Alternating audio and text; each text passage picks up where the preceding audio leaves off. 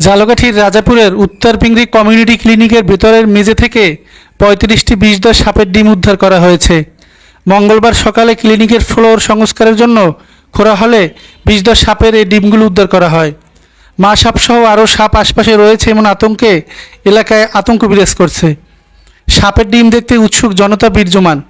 সংস্কার কাজের শ্রমিকরা জানিয়েছেন, ফ্লোরের ইট বের করার পর একটি গর্তের মধ্যে 30 থেকে 35টিরও বেশি বিষধর সাপের ডিম দেখতে পান তারা।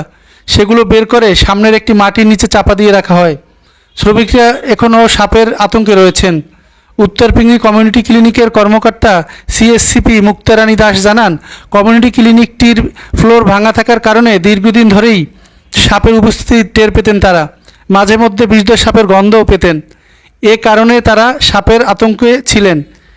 ক্লিনিক সংস্কারের জন্য ফ্লোরের ভাঙা ইট সরালে 35টির মতো বিষধর সাপের ডিম দেখতে পান। কয়েকটি ডিম ভাঙার পর তার মধ্যে সাপের বাচ্চা দেখতে পান। বর্তমানে ক্লিনিকটির সামনের একটি ফাঁকা জায়গায় ডিমগুলো মাটি চাপা দিয়ে রাখা হয়েছে বলেও জানান সিএসসিপি মুক্তারানী দাস। উত্তর পিংরি কমিউনিটি ক্লিনিকের সিএসসিপি। আমাদের এই ক্লিনিকে অনেক আগে থেকেই ফ্লোরগুলো ভাঙা ছিল, যার জন্য সাপের আতঙ্ক নিয়ে আমরা সেবা দিতাম এবং আমরা জানতাম যে এখানে সাপ আছে। কিন্তু এই বর্তমানে এই ক্লিনিক সংস্কার হচ্ছে, ক্লিনিকের ফ্লোর ভাঙার পরে অনেকগুলো সাপের ডিম পেল এবং এই ডিমগুলো এখন মাটি চাপা দিয়ে রাখছি।